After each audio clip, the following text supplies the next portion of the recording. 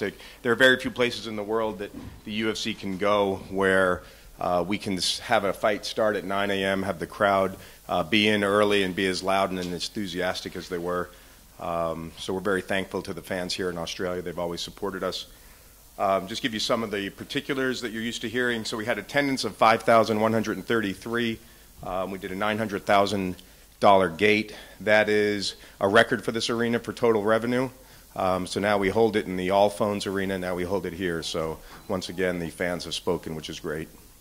Fight of the night is Penner versus Donovan. KO was Alloway. And no submission tonight.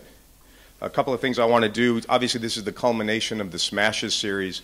There were a couple of awards that need to be given out. I'll do that in a minute. But for the season, we also awarded the best KO, best submission, and best fight. The best knockout for the entire season was Rob Whittaker. That's $25,000.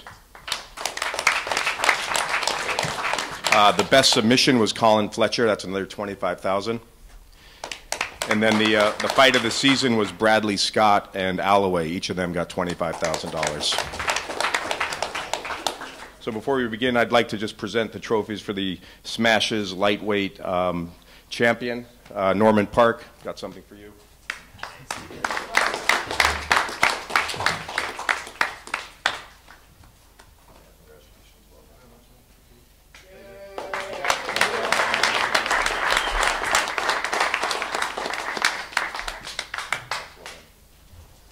And then for the welterweight, which was a great fight tonight, Robert Whittaker.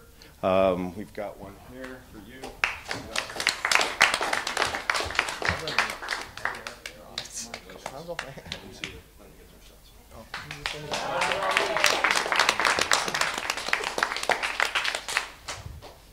A couple other things. You know, one of the things we're proud of is how people travel to the UFC events around the world. And just to give you some stats, 56% of the tickets came from Queensland, which obviously means almost 50% traveled into Queensland for this event. We had 16% of the tickets came from New South Wales and 11% from Victoria. And then we also had, surprisingly, 10% that came from outside of Australia. So, again, it's another testament to what our fans are willing to do to see great fighters. So we'll open it up to questions. Just make sure you have a microphone in your hand before you ask. All right, we'll see you all. Question to Hector and Rob.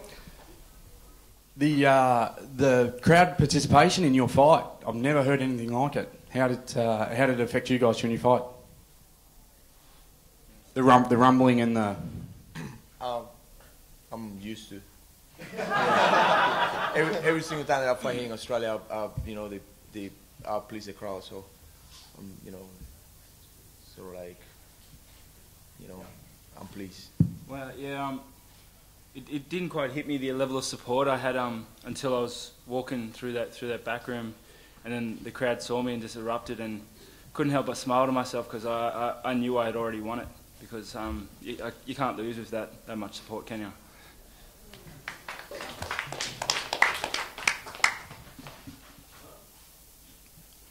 This is going to be an all-time record. Great to get out in the sun. Hey, Ben, just did you know coming in here that you need to use the knockout and get that in order to hopefully secure a UFC contract? Can you just talk about your mind state with that sort of pressure on your shoulders? You know, there's always pressure coming in, you know, UFC, first fight, so I just sort of, you know, I just wanted to get in there and get the job done and you know, leave it up to the UFC, you know, put on a good show, and if they like what they see, then, yeah, hopefully get a contract. But, you know, the mindset was just, you know, finish Manny however I could, get the finish and hopefully put on a good show. So, you know, I'm pretty happy with what I did, and hopefully you guys liked it too. So, is this a pinch yourself moment for you? Pinched myself this morning when I woke up, but you know, once we got here, you know, first fight, hometown, it's little boy's dream. So yeah, you know, I'll probably pinch myself in a couple of hours when I've had a few beers and it all sinks in. So definitely.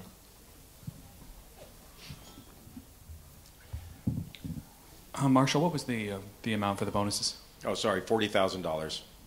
$40,000. Do you have any numbers regarding the ratings for Tough Smashes? Any like average or demo numbers? Over the season, you mean? Correct. Yeah, the numbers we've seen are cumulative numbers. This includes not only live re-airings and then replays. We're in the six figures. The FX executives who were here today have been very happy with the performance of the series, and we're looking forward to pulling one off again next year.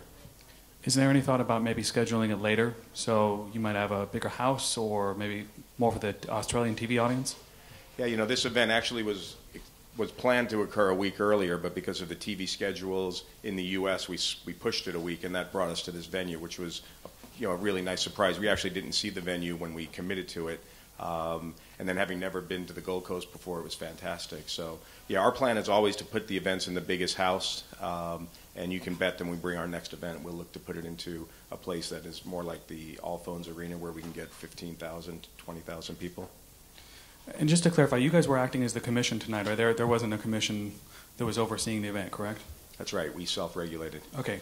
What can you explain what happened with the Alois fight, with the break, the groin shot, and everything like that? Usually this means the fight's over. I think what was explained to me was the referee actually thought it was a liver shot. He didn't see the low blow and went over to it, waved it off, and then conferred with the person representing the commission and confirmed that it was, in fact, a low shot. Thanks.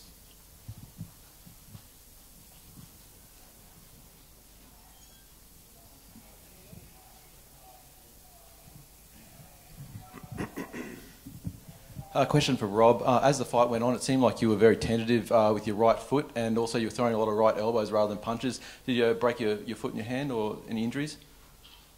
Yeah, in the third round, my hand got tired, so I decided to start throwing some elbows. So he's like a Sherman tank, and he was just going forward, and his punches weren't quite cutting it. So I thought, whatever you can't punch through, cut through. You know what I mean? So yeah, that's about it. All right, thanks. Questions for Norman, mate. Big mountain to step over in Colin Freak show, and mate, you did obviously very, very well. Did you think the fight would go that way? Yeah, we came in with a game plan to use aggressive striking and wrestling and close the distance, because if I stayed in Colin's range, he was just going to pick me apart all day. So that's what we did. We worked on that for the last 8 weeks, and I was really happy with the performance, you know. And then I decided I let my hands go really well, and I knew I had it after 2 rounds, and I had it in the bag, and yeah, my team's real happy, like. And one for Ross, obviously. A lot of bad blood, it seemed to be, running between you and George leading up to this fight. You openly said you wanted a decisive KO. You got it. How do you feel about it now? Yeah, I'm ecstatic. You know, this fight's been a long time in the making. I just wanted it so bad. I worked so hard for it. And I just had to take my time. A couple of times when I rocked George, I was keep telling myself to go like I normally would, but sometimes I've not been able to get the finish because I'm pressing too hard. I listened to my coaches, took my time, stayed relaxed, and the knockout would come, you know. My corner was telling us it's not about power, it's just time and finding that shot, and once you land, he's ready to go. And I just listened to them and did what I had to do.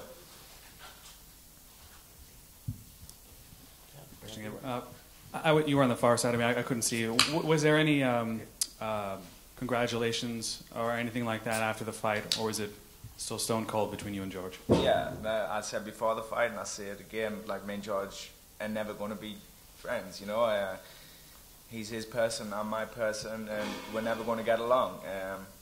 Things happened off camera, whatever it is, it's settled now. I got the fight out of the way, I finished the fight.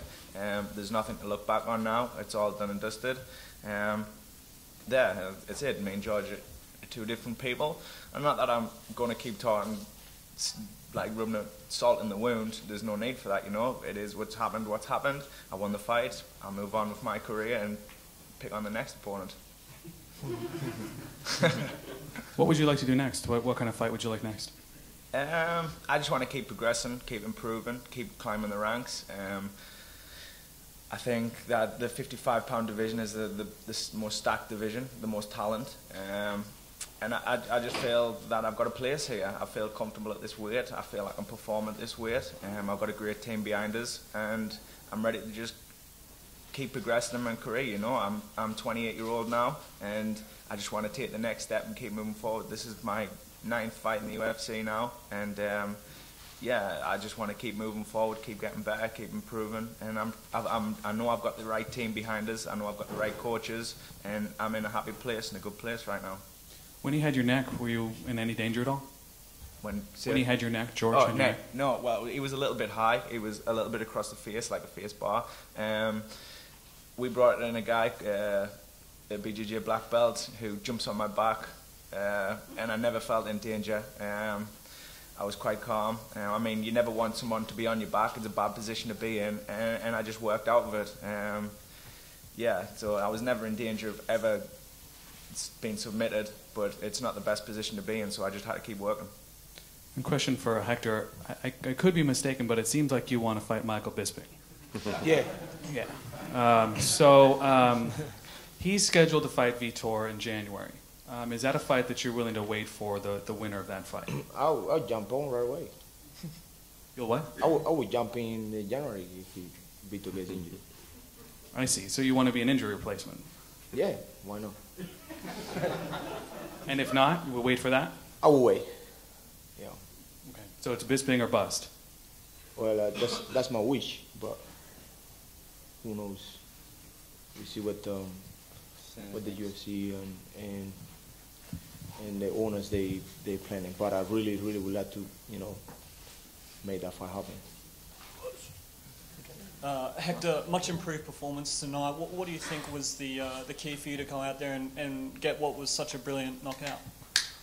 I had a lot of issues for my first fight in the UFC. I had a lot of issues, and you know, I don't want to make excuses. I was injured, and I still believe that I won, but it wasn't my best performance. But I sit back and I say, you know what, I just gonna perform in my second time, and that's what I did. And Robert, where to from next? Is it, will you stay in Australia, or do you want to move to America and get some further training? Or I'd like to try and keep the fighters of Australia in Australia. It seems that everyone's taking the sport out of Australia, so the sport's not growing fast enough here for everyone else. I'd like to formulate camps here to try and promote it, to try and build a high-level sparring camp for everyone else as well. And if I need to go overseas to improve my skills, it'll only be temporary. I'll come back because this is my home and I want to keep it here.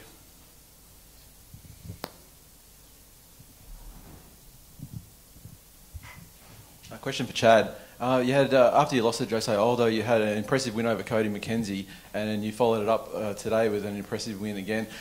These opponents, though, they seem to be. I mean, admittedly, it was a last-minute replacement for Hakran Diaz today, but it seems that you're having trouble getting the top-level fights that seem to really push you back towards another title shot. Is that frustrating at all? It's not frustrating. I mean, I know the UFC is doing what they got to do. You know, like you said, that was a last-minute fight that was put in, so I'm just grateful to actually get on this card. I thought for sure I was done, that, you know, I wasn't going to be able to fight. So it's always frustrating when you're a week out and you've gone through an entire camp.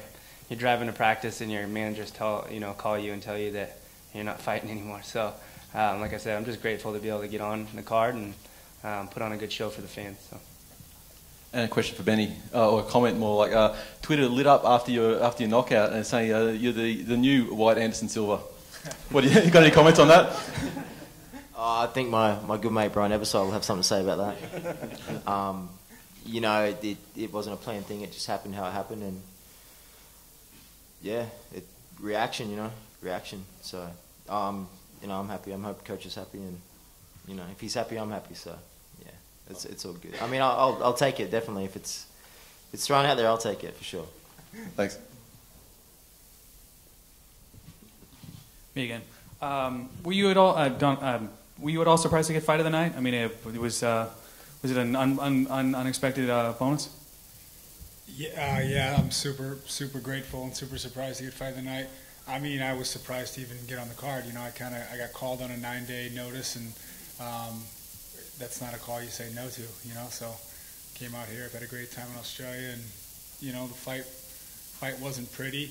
I think I definitely showed my toughness, but you know, a little bit of nerves and stuff. I wasn't necessarily able to showcase my skills, but all's well that ends well. Can you talk about the circumstances that were going on in your life? You know, when you get that call 9 days out, were you training? Were you on the couch? No, I was definitely training. You know, we have a great camp out in Colorado. I was training with Nate Marquardt and Brendan Schaub and all those guys, helping them prepare for whatever they have next. So I was in great shape. But I was at the grocery store filling water bottles, and I got the call, and very excited, and I'm looking forward to what's ahead of me. And then, if I could, Chad, can you give us an update on what's going on with your court case? Oh, it's all taken care of, buddy. Done? Done. It was settled, or? Yeah, I had to pay a ticket. A ticket? Couple $100 ticket, yeah. It's pretty lame. How much was the ticket? Like $200 or something. Wow. So much ado about nothing? Pretty much nothing. Thanks. Just a question for you, Marshall. When can we expect the next event in Australia? Well, we've got one calendared basically a year from now, but we're always looking and juggling our calendar. We could get another one. Obviously, we had 2 this year. We know the market can take, 4 or 6 events, so it's just a matter of trying to get them here. But definitely one, and hopefully more than one. Is there any more specifics about the event late next year? Just that it will be December. We don't have a location for it yet. We're looking at all the venues. I think we're holding venues throughout the country, and then just going to see how the schedule works out. And Tough Smashes, the next installment, do you know when that'll take shape? We're looking at the same schedule as we had this year. We don't know if it'll be the Smashes. We're not sure if it'll be team country versus country. Some of the things we'll work out with the executives at FX. Just one more for Marshall. Can you give us an update on where you're at with the Victorian government on their ban on fenced arenas, and whether we're closer to getting that resolved? Yeah, I don't know if we're close. This is just one of those political situations. We have very good people here who have been willing to meet with us. I think initially we had some frustration. We couldn't even get some meetings to be able to address the issue. It just doesn't seem, it seems nonsensical that you could be doing MMA, but you can't do it in a fenced ring. You can only do it in a roped ring. So it's just a matter of getting the right contacts and the right meetings. Those are happening now. So we're continually optimistic. It doesn't, it defies logic, frankly. And the fans have been great and supportive in Victoria, getting in touch with their Congress people and their people of Parliament and letting them know that they care about this issue. So we're continuing to work. We're not going to give up the fight, and we're optimistic. Question for Marshall. There is rumours floating around there was a scheduled UFC event, or looking at February in Sydney. So are they just rumours at this stage? Yeah, that's not accurate. Yeah, we won't be in Sydney in February. Is there a chance in the future that we could have a title fight in Australia? It's the only thing that we haven't had from the UFC at this stage. I think it's definitely a possibility. The beauty with this territory, as I've mentioned, is we can do an event during the early hours, which allows us to be on pay-per-view effectively in the U.S., which is always the problem with us in Europe in doing those kind of events. So, I think this market could obviously support a championship, and it's worthy of a championship. And I think as Dana and Lorenzo and all of us plan, that could be in its future. Do you have an update on George Sotiropoulos and how he's doing right now? I don't. Obviously, he was transported for evaluation. I think he was going to get a scan. He was obviously concussed after the event. He was very emotional backstage. He was upset. But, we'll expect some report back later. All right, looks like we're done. Thank you, everyone, for coming. We really love the support, and we love the fans here in Australia. Thank you.